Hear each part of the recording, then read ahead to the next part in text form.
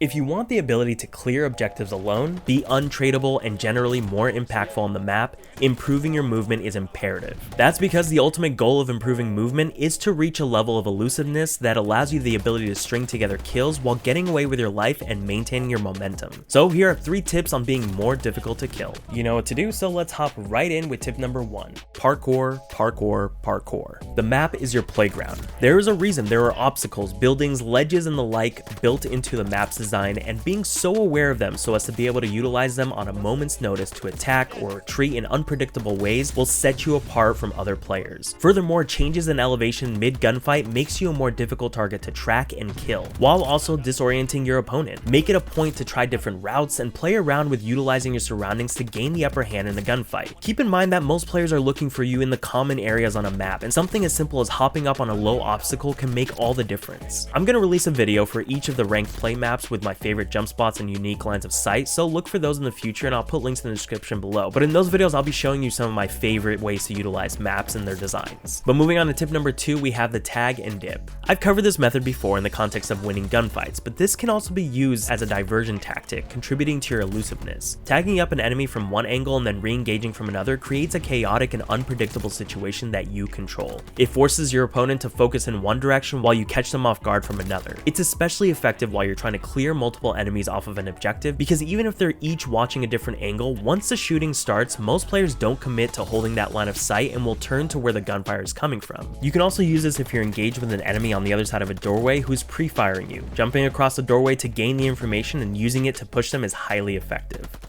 Lastly, tip number 3, be unpredictable. I know that sounds obvious, but seeing as it's one of the most important parts of being elusive, here are a few ways you can be more unpredictable. After every kill, wildly change your position, whether it's completely changing lanes or wrapping all the way around. I've clutched rounds of search and destroy by getting one kill on one side of the map and then wrapping all the way back around and attacking from the other side. Be annoying, don't stay in one place for too long and make it difficult for the enemy team to call you out. You can even stay in one general area that you need to guard, but just keep changing angles. Roam far ahead of the objective and pick them off as they sprint toward it. Oftentimes your opponents will expect their gunfight to be around the objective, and it's especially annoying when you're forced to take a gunfight way earlier than you expected to. Next, if your team has control of an objective and you can go rogue, challenge and re-challenge your opponents even when you're weak. A lot of times they'll think that because you're injured or out of bullets, you're gonna retreat, as most players in their right minds do. Instead, do the opposite. You'd be surprised with how many gunfights you'll win that you won't have any business winning. Finally, make it messy. If you know that you're likely going to get eliminated, just make it as chaotic and mixy as possible. Buy your team time to get to you and annoy your opponent. Make them work harder for that quote-unquote easy kill they thought they had.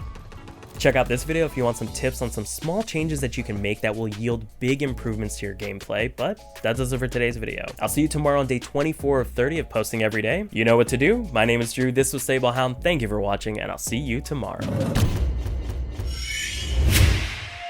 Hey, I want to be famous.